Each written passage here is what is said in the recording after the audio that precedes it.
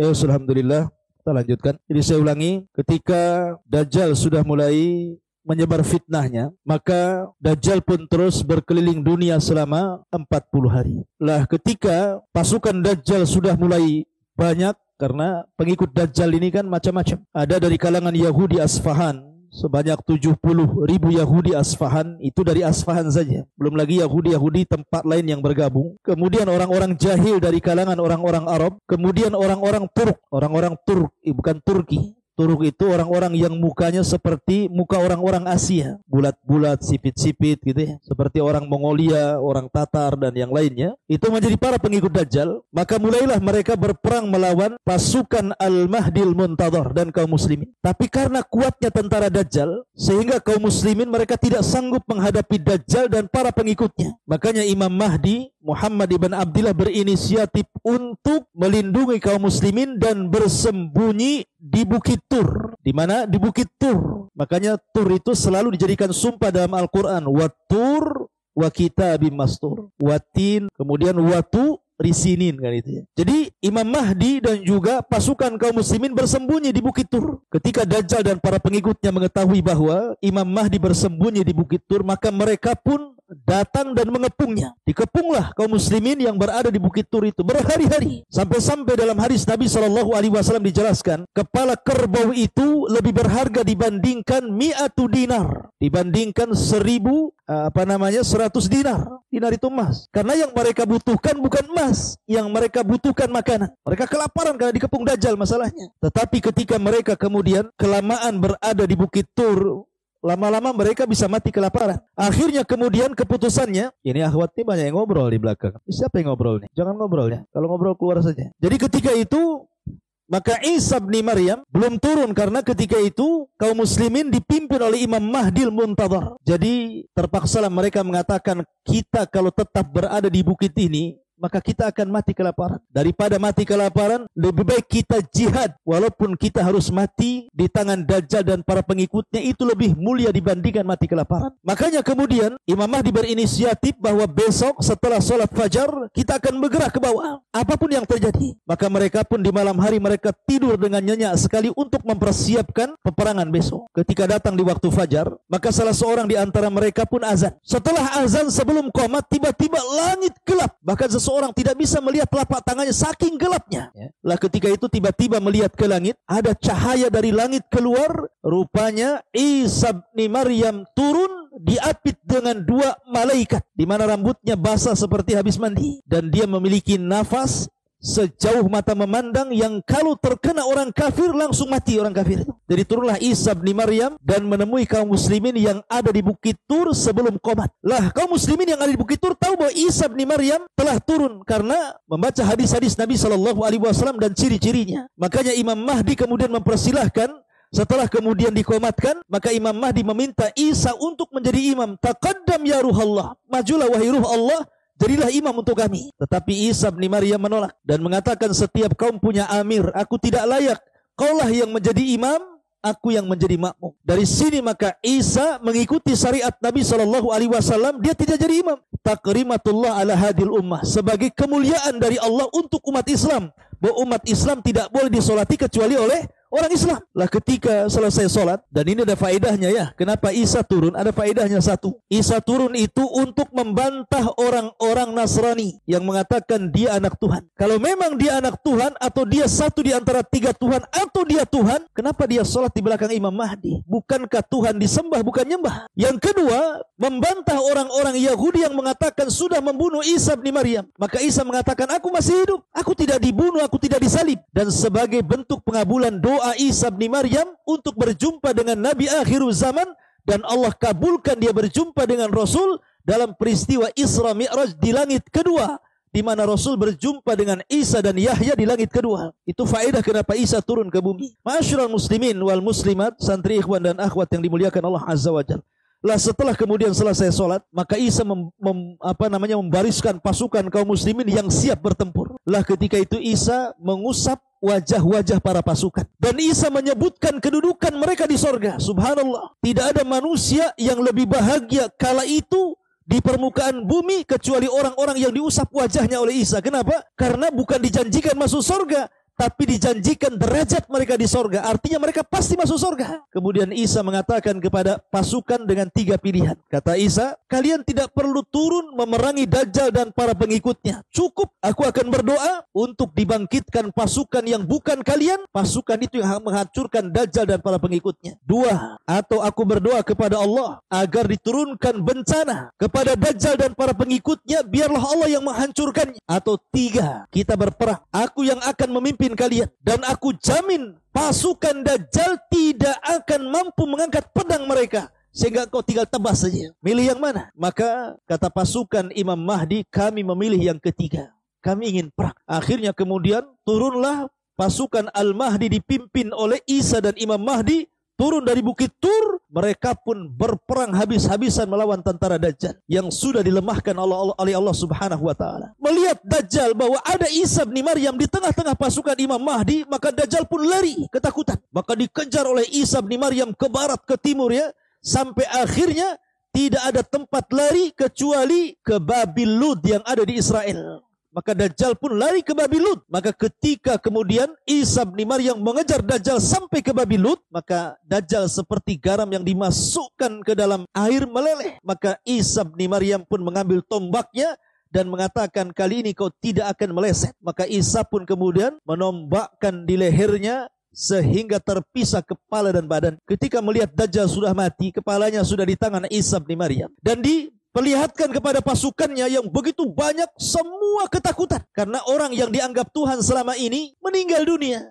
sehingga mereka ketakutan, sehingga kaum muslimin tinggal nembas saja, sehingga mereka banyak yang lari tunggang langgang, tidak sanggup melawan tentara Imam Mahdi. Sebagian mereka sembunyi di batu. Di sini Allah takdirkan batu bisa bicara. Hei muslim, ini lo orang kafir di belakang saya, bunuh dia katanya. Sembunyi di mana saja, di balik pohon bicara. Kata pohon, hei mukmin, ini orang Yahudi di belakang saya, bantai dia. Semua mau sembunyi di tong sekalipun kan. Tong bisa bicara nanti. Tong kosong nyaring bunyinya. Masyarul muslimin yang dimuliakan Allah Azza wa Jalla. Intinya bahwa tidak ada tempat lari kecuali satu pohon yang gak mau bicara, yang disebut dengan pohon Gharqad. Pohon Gharqad ini kayak cemara, tapi bukan cemara itu Gharqad, tidak. Modelnya kayak cemara. Itulah yang akan melindungi orang-orang Yahudi yang bersembunyi di pohon itu. Makanya orang-orang Israel sekarang lagi nanam pohon Gharqad banyak-banyak. Pernah suatu ketika terjadi kebakaran, dikirimi layangan sama orang Palestina, dikasih api, masuk ke hutan Gharqad, terbakar semuanya. Ya. Akhirnya nanam lagi, kan gitu. Masyarul muslimin yang dimuliakan Allah Azza wa Jalla. Intinya bahwa Isa bin Maryam berhasil membunuh Dajjal, dan pasukan Al-Mahdi pun berhasil mengalahkan pasukan Dajjal, sehingga mereka kocar-kacir, korat-karit, dan tunggang langgang, entah kemana mereka pergi. Maka setelah Dajjal meninggal, maka setelah itu Imam Mahdi meninggal dunia. Imam Mahdi hanya 7 tahun. Ada yang mengatakan 9 tahun dia meninggal dunia. Kemudian digantikan oleh Isa bin Maryam. Kata Nabi, tidak ada kehidupan yang lebih mulia, yang lebih berkah, yang lebih senang dibandingkan ketika Isa hidup di tengah-tengah manusia. Karena bumi ini dihidupkan kembali. Sampai-sampai kata Nabi SAW, pohon delima, buah delima itu besar sekali. Jadi kalau seandainya dimakan isinya, cangkangnya itu, antum bisa masuk 10 orang ke dalamnya. Saking gedenya. Jadi saking buah delima itu gede, kalau habis tuh nggak akan habis lah. Delima segede gitu, cangkangnya saja 10 orang bisa masuk. Cuma nanti makan buahnya kan itu ya. Artinya buah delima saja bisa dimakan orang 10. Habis itu bisa untuk naungan, untuk kubah di atasnya. Itu baru delima. Gimana duren? Kan gitu ya. Coba, delimanya saja segede gitu ya, disebutkan sama sabda Nabi. Gimana duren, mangga, jeruk, wow, udah besar-besar semuanya. Sementara orang semakin ke akhir zaman itu semakin kecil-kecil orangnya. Ya. Saking berkahnya bumi, itu maksudnya. Sampai-sampai Rasul mempermisalkan seperti buah delima yang sangat besar, yang kalau cangkangnya orang masuk 10 orang itu sudah cukup di dalam. Besar sekali itu. Tetapi Allah takdirkan setelah kaum muslimin berada di atas ketenangan, tenang hidupnya penuh dengan berkah. Ketika itu Isa memaksa orang-orang ahli kitab, orang-orang Yahudi dan Nasrani untuk menyerah kalau tidak dibunuh. Karena salah satu tugasnya Isa itu sudah membunuh Dajjal tadi ceritanya, kemudian mematahkan salib, membunuh Dajjal, membunuh babi, kemudian juga meletakkan jizyah. Kalau sekarang kita berperang melawan orang kafir, Maka di situ ajak dulu berdakwah, kalau tidak mau bayar jizyah, kalau tidak mau perang. Tapi di akhir zaman tidak ada jizyah, tidak ada upeti. Kau mau masuk Islam atau kubunuh. Nah, itu saja. Jadi sudah tidak ada lagi jizyah. Sehingga akhirnya banyak orang-orang Yahudi dan Nasrani masuk dalam Islam. Dan itu digambarkan di dalam Al-Quranul Karim. Wa min ahlil kitab illa la yu'minanna bihi qabla mautihi. Dan sebagian ahli kitab itu akan beriman kepada syariat Rasul lewat Isa sebelum kematiannya. Maka banyak ahli kitab yang beriman di akhir zaman. Dan yang tidak mau beriman mereka diperangi. Ketika memang manusia sudah mayoritas masuk ke dalam Islam, kemudian kehidupan mereka sudah enak, dipenuhi dengan berkah, tiba-tiba Allah Subhanahu wa taala memberitahu Isa bin Maryam dan kaum muslimin, benteng yang dibuat oleh Dzulqarnain langsung jebol. Sementara di balik benteng itu ada Ya'juj wa Ma'juj. Ada dua kabilah yang sangat banyak jumlahnya. Min kulli hadabin yansilun. Sampai Allah gambarkan banyaknya Ya'juj dan Ma'juj itu seperti air bah yang turun dari ketinggian, saking banyaknya gitu loh. Bukan banyak lagi, banyak gitu, saking banyaknya. Ya. Turun dari bukit itu. Dan Ya'juj wa Ma'juj itu makhluk yang Allah Subhanahu wa ta'ala takdirkan diberikan usia panjang. Mereka sudah hidup dari zaman siapa? Dari zaman Nabi Allah Ibrahim. Karena menurut saya Ibnu Utsaimin rahimahullahu taala, Al-Imam Utsaimin rahimahullah mengatakan, Ibnu Utsaimin, bahwa Dzulqarnain itu masuk Islam di tangan Nabi Ibrahim dan pernah tawaf bersama Ismail dan juga Ibrahim di Ka'bah. Dan dia satu di antara raja yang pernah menguasai dunia, dan dia seorang muslim. Makanya sering saya katakan ada 4 raja yang pernah menguasai dunia, 2 mukmin, 2 kafir. Yang mukmin Dzulqarnain dan juga Sulaiman, dan yang kafir Namrud dan Bukhtun Nasar. Lah Dzulqarnain ini sejak zaman Dzulqarnain, ketika dia suatu ketika Dzulqarnain itu menurut Abdullah bin Abbas radhiyallahu anhuma, karena orang dulu kan panjang-panjang usianya, dia keliling dunia selama 500 tahun, dari ujung selatan ke ujung utara, dari ujung barat sampai ke timur, untuk berdakwah saja, memperbaiki manusia, sampai akhirnya Dzulqarnain sampai di sebuah tempat yang bahasanya nggak bisa dipahami, sehingga Dzulqarnain itu harus berkomunikasi mereka dengan 10 penerjemah baru paham maunya gitu ya. Jadi maksudnya 10 penerjemah begini, dari bahasa Jawa diterjemahkan ke bahasa Sunda, dari bahasa Sunda diterjemahkan ke bahasa Batak, bahasa Batak diterjemahkan ke bahasa Madura, diterjemahkan ke bahasa Padang, diterjemahkan ke bahasa Alor gitu ya, orang Flores, terjemahkan sampai ke 10 bahasa baru paham Dzulqarnain. Oh iya, maunya kalian saya tahu. Rupanya kaum ini mengatakan bahwa mereka setiap tahun diserang oleh 2 kabilah Ya'juj dan Ma'juj. Maka tolonglah wahai Dzulqarnain, buatkanlah benteng untuk kami supaya mereka tidak bisa lagi menyerang kami. Maka oleh Dzulqarnain dibuatlah benteng di antara 2 bukit, setinggi bukit itu, dan Allah takdirkan Ya'juj dan Ma'juj tidak bisa keluar dari bukit itu. Karena di benteng. Bentengnya di mana? Allahu a'lam. Ada yang mengatakan sebelah utara Cina, ada yang mengatakan itu bentengnya benteng apa itu di Cina itu? Tembok kan ada di Cina itu kan? Benteng Cina itu. Ada yang tidak, itu bukan itu. Karena benteng Ya'juj dan Ma'juj tidak bisa dihancurkan. Itu pernah hancur. Apalagi benteng Takashimura ya. Masyarul muslimin yang dimuliakan Allah Azza wa Jalla. Intinya bahwa Ya'juj dan Ma'juj ini terkurung di benteng itu beratus-ratus tahun. Sejak zaman Nabi Ibrahim. Dan akan dijebol bentengnya itu nanti di akhir zaman. Di masa Isa bin Maryam sedang berada di atas kebaikan bersama kaum muslimin. Tiba-tiba Allah wahyukan kepada Isa bahwa benteng Ya'juj Ma'juj telah hancur. Dan keluarlah kabilah, 2 kabilah besar Ya'juj dan Ma'juj.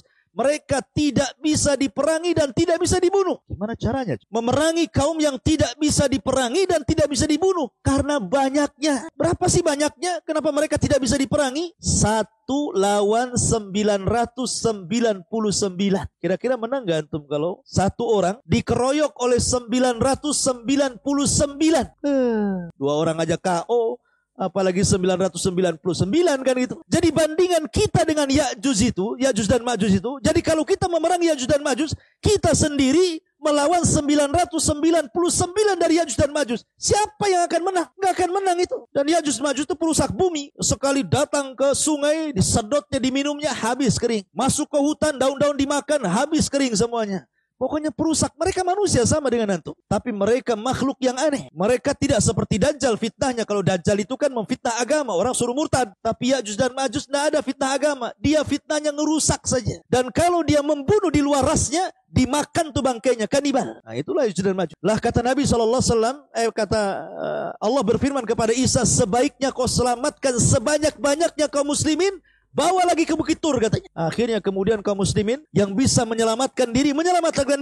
dan bergabung dengan Isa bersembunyi lagi di Bukit Tur, sama tempat ketika Imam Mahdi bersembunyi dari pasukan Dajjal. Mereka sembunyi di situ. Ya. Akhirnya karena memang kondisi mereka juga sangat menakutkan, turun sedikit saja akan berhadapan dengan Ya'juj Ma'juj. Mereka tidak akan selamat. Makanya Isa bin Maryam tidak bisa apa-apa kecuali hanya menyerahkan urusannya kepada Allah Subhanahu wa taala.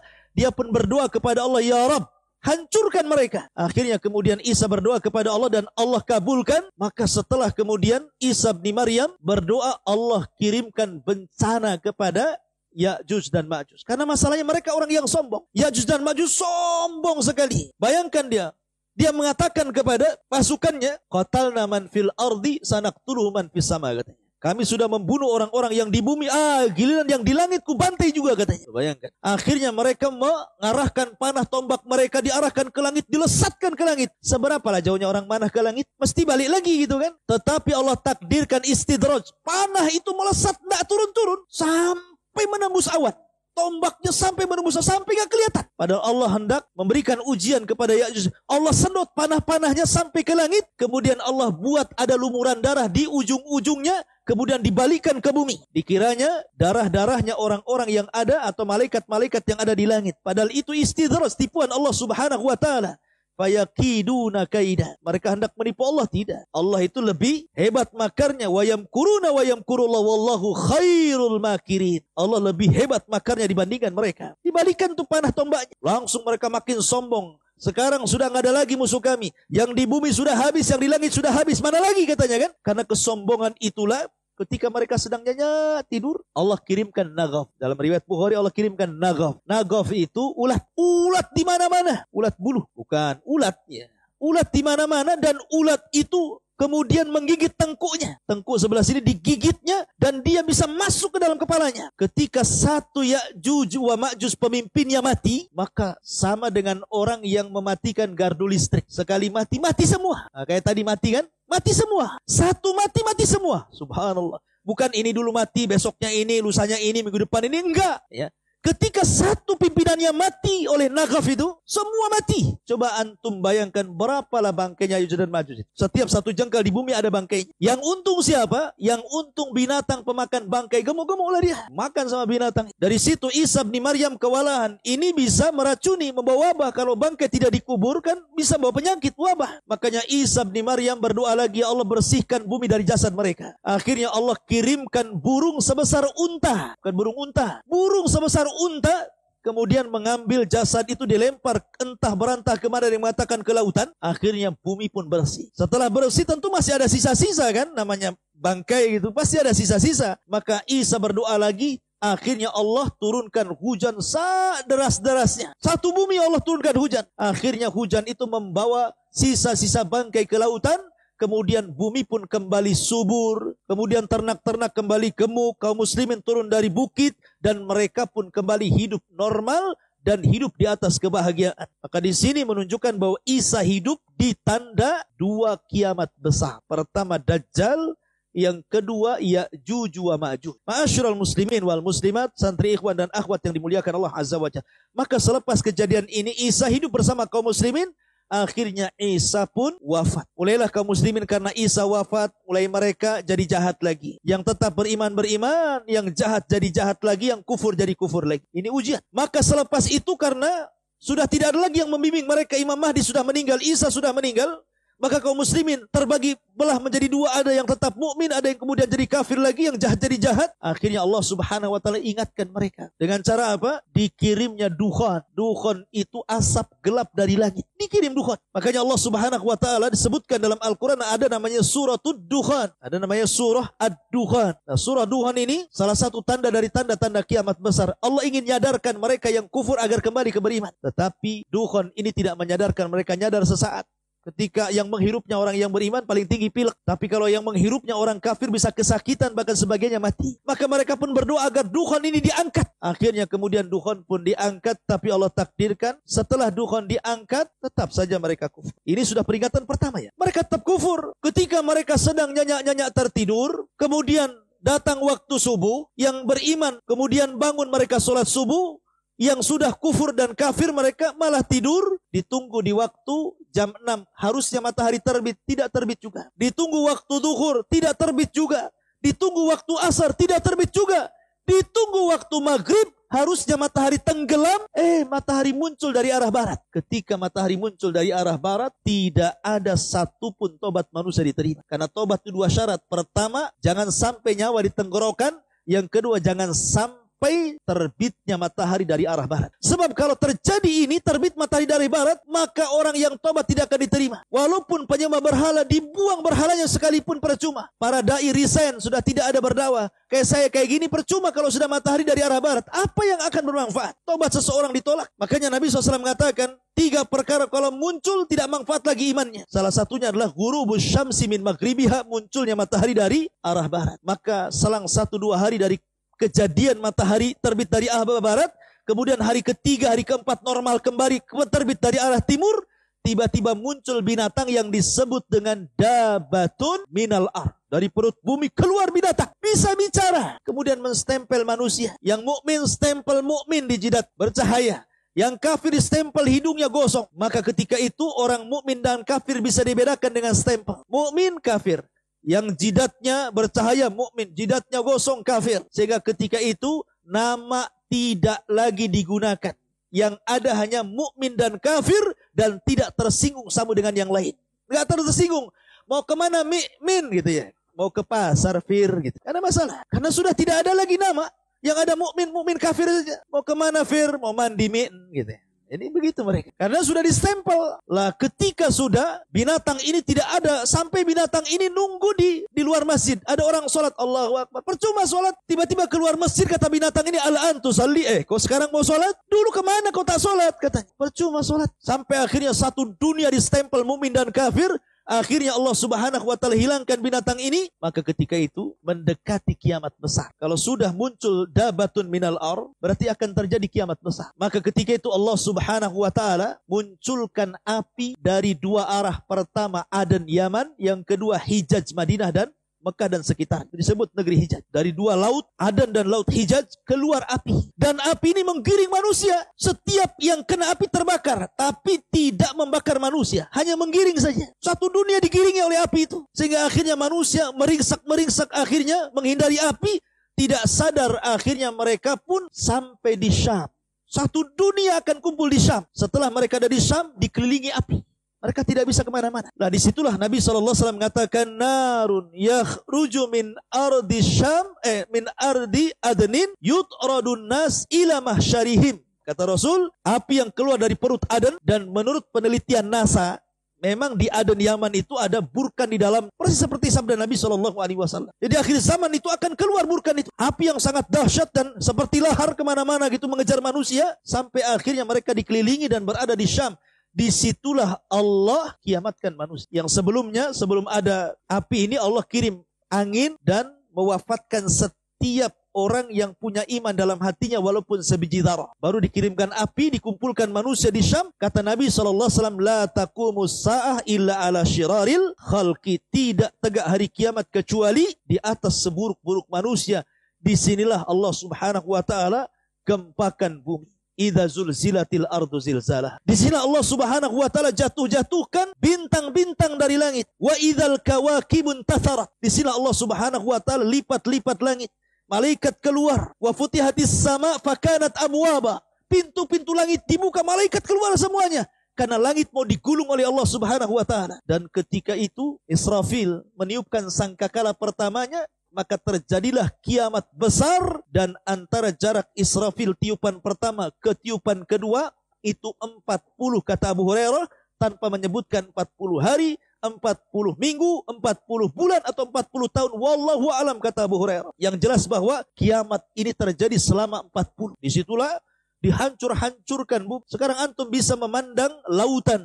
Tapi ketika kiamat, kemana lautan pergi? Antum bisa memandang hutan-hutan Jabal Uhud yang begitu hijaunya gitu ya. Walaupun sudah banyak ditebang di tengah-tengah. Nanti pada hari kiamat kemana tuh hutan-hutan sudah nggak ada. Antum bisa melihat malam-malam bintang yang bergelapan di atas langit dengan indahnya. Datang hari kiamat, bintang itu hilang, semua akan berjatuhan. Dan bumi yang kita pijak akan diganti oleh Allah dengan bumi yang baru. Bukan bumi ini hilang kemudian bumi yang baru datang, bukan. Bumi tetap bumi ini, tetapi bentuknya dirubah dari bulat jadi terhampar. Yauma tubaddalul ghairal ardi. Pada hari di mana bumi diganti dengan bumi yang baru, menjadi sebuah padang yang disebut dengan padang mahsyar. Disitulah manusia dibangkitkan kelak pada hari kiamat. Inilah di antara tanda-tanda kiamat besar, kematian Dajjal, dan sedikit keterangan tentang tanda-tanda kiamat besar yang lainnya. Taib, sampai di sini.